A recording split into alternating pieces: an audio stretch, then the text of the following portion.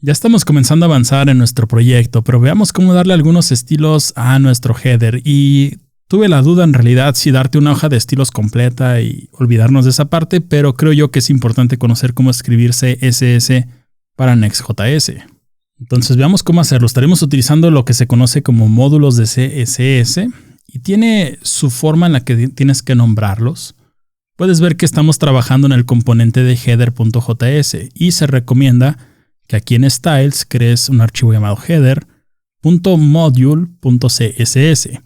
Ese module, al tener ese nombre, React le realiza ciertas mejoras en el performance, lo minifica, etc. Entonces es una buena forma de hacerlo y es la que le gusta más a Next.js, que le gustan muchas formas. No es que sea obligatorio esta, también funciona Sass, también funciona una hoja de estilos global, también funciona un framework como Tailwind CSS, que de hecho otro proyecto que viene más adelante va a utilizar Next y Tailwind.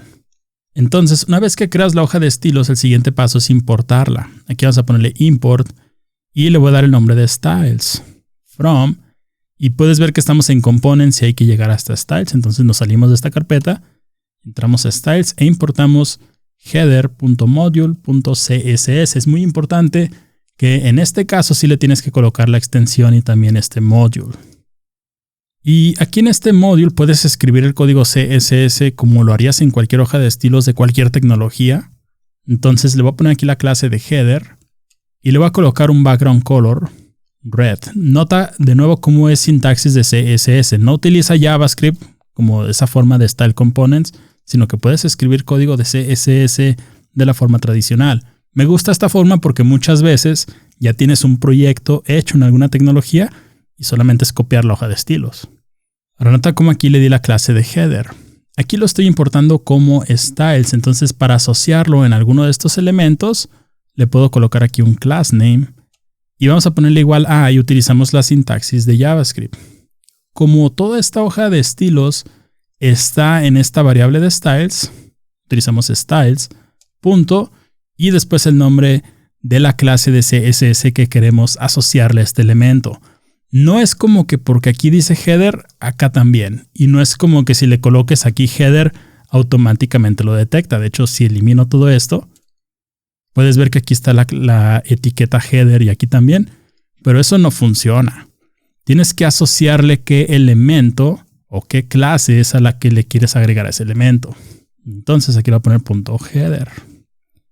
Esto únicamente digamos que lo importa y lo deja un momento en memoria, pero tú tienes que asociarle la clase o el selector de CSS adecuado. Si guardas cambios, puedes ver que ahora sí le coloca el color rojo. Ahora hay una regla muy importante. Puedes ver que yo le estoy asociando el header y dice punto .header. Si yo elimino este punto, puedes ver que me marca un error. Me dice, bueno, el selector header no es puro. Y aquí nos dice que es un selector puro porque la verdad yo tampoco lo conocía. Pero dice los selectores puros deben de contener al menos una clase o un ID. Entonces, si requieres que al menos el componente o el elemento donde lo estás asignando tenga una clase o tenga un ID. Usualmente no se recomienda agregarle IDs al CSS. Entonces puedes ver que le coloca el color rojo. Ahorita lo vamos a cambiar. Pero quiero mostrarte algo. Si recuerdas y si lo dejas como la pura etiqueta, nos marca un error. Nos dice que debe ser un selector puro. Pero eso es únicamente cuando le vas a asignar, digamos, a un elemento. Pero si tú aquí colocas, digamos, un párrafo que diga hola mundo, puedes ver que aquí ya le estamos asignando el header. Pero sí puedes tener, digamos, header y después P. Y aquí le vamos a colocar un color y le voy a poner white. Puedes ver que eso sí funciona y aparece hola mundo en color blanco. Eso pasa porque únicamente va a ser, digamos, en el elemento padre, donde requieres tener una clase o una ID.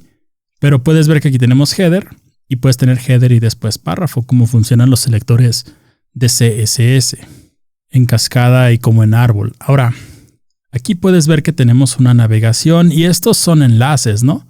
Por lo tanto, si le ponemos aquí header y después A, puedes ver que funciona correctamente.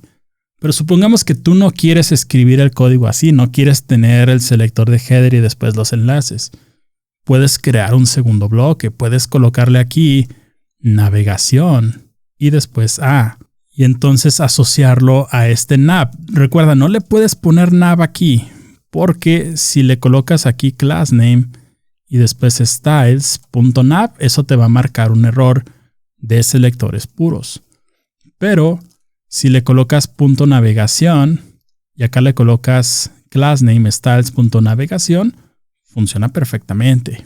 Entonces, de esa forma, si no quieres escribir mucho código con una clase y muchas etiquetas HTML anidadas, puedes ir creando más y más bloques. A mí me gusta esa forma de escribir CSS y lo encuentro muy útil.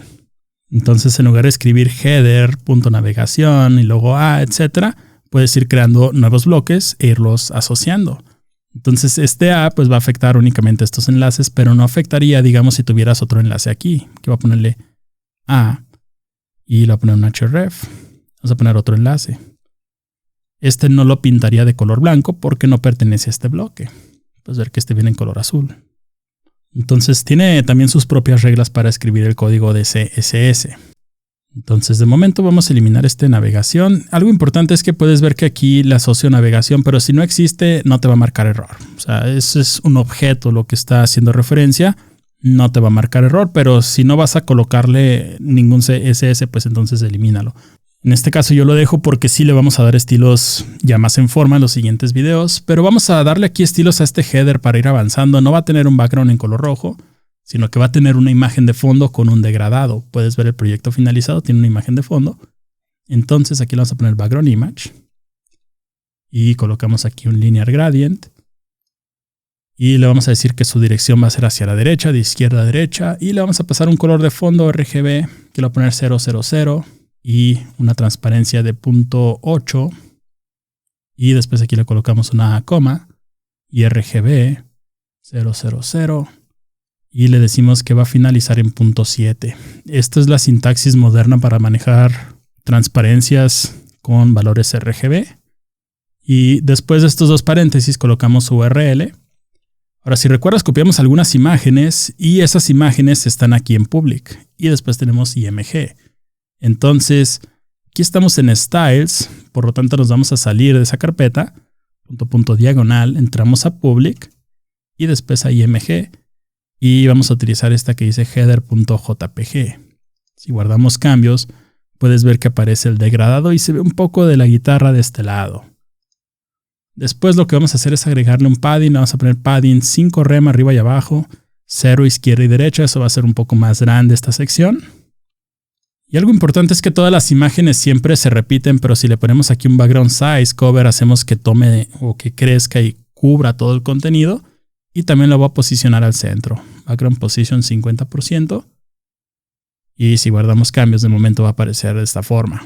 Entonces se va viendo un poco mejor, ya tenemos algo de avance.